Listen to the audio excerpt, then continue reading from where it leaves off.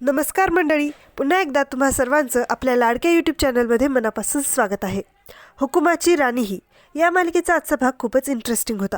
सुरुवातीलाच आपल्याला असं दिसतं की इंद्रा राणीच्या कुशीत डोकं ठेवून चिकूच्या आठवणीने विव्हळ होत खूप रडत असतो. तेव्हा राणी त्याला खूप प्रेमाने समजावते, पण मनात ती म्हणते, सरांना खूप मोठा धक्का बसलाय. आता या प्रकरणाचा तपास मलाच करावा लागेल. काय खरं आहे ते उघड केल्यावरच मी शांत बसणार. दुसऱ्या दिवशी सकाळी राणी घरातले कामं आटपत असते, पण तिला खूप चुकल्यासारखं वाटत असतं. अचानक थांबून ती म्हणते, अजून कोणीच खाली आलेलं नाही.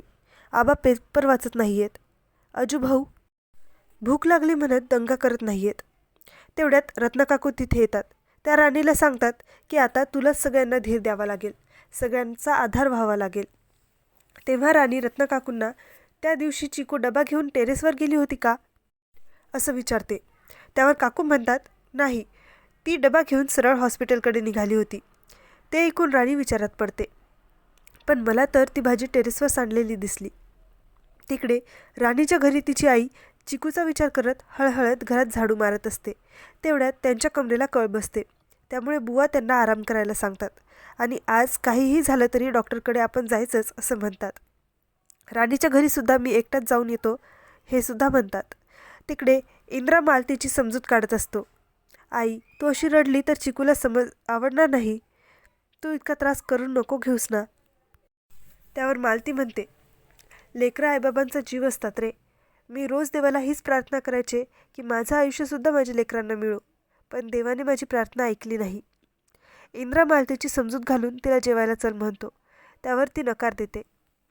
इंद्रा म्हणतो, तू जर बाहेर येणार नसशील तर मी सुद्धा बाहेर जाणार नाही. आई, चिकूच्या जाण्याचा मलासुद्धा खूप त्रास होतोय. तू कालपासून काहीच खाल्लं नाही आहे. जर तू माझं ऐकणार नसशील तर मी सुद्धा कुठेतरी निघून जाईन.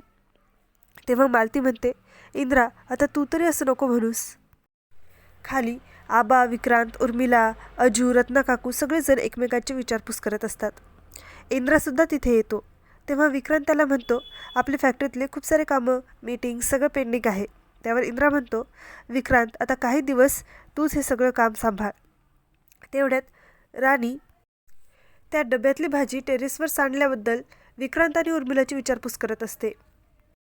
तेवढ्यातच मालतीसुद्धा खाली येते आणि खाली येऊन ती राणीलाच चिकूच्या मृत्यूसाठी जबाबदार ठरवते. इंद्रा आणि आबा तिला थांबवण्याचा खूप प्रयत्न करत असतात, पण काही उपयोग होत नसतो. मालती तोंडाला येईल ते राणीला बोलत असते. राणी खूप रडत असते. तितक्यात राणीचे बाबासुद्धा तिथे येतात. तेव्हा ती मालती त्यांचासुद्धा खूप अपमान करते. तुमच्या मुलीला किती दळभद्री संस्कार दिलेत तुम्ही. हिनेच माझ्या मुलीचा जीव घेतलाय असं ती तिच्या बाबांना म्हणते. पुढील भागात आपल्याला असं दिसतं की राणी आबांना समजावत असते की आपल्या घरातच काहीतरी असं घडलंय ज्यामुळे चिकू आज आपल्यात नाही. तर तिकडे विक्रांत आणि उर्मिला राणीला पुरावे सापडतील म्हणून घाबरलेले असतात. आता पुढे काय होणार? राणीला खरंच पुरावे सापडतील का हे पाहणं खूप इंटरेस्टिंग ठरणार आहे. तुम्हाला याबद्दल काय वाटतं ते आम्हाला कमेंटमध्ये नक्की सांगा. पुन्हा भेटू उद्याच्या भागाबरोबर. तोपर्यंत आनंदी राहा, काळजी घ्या.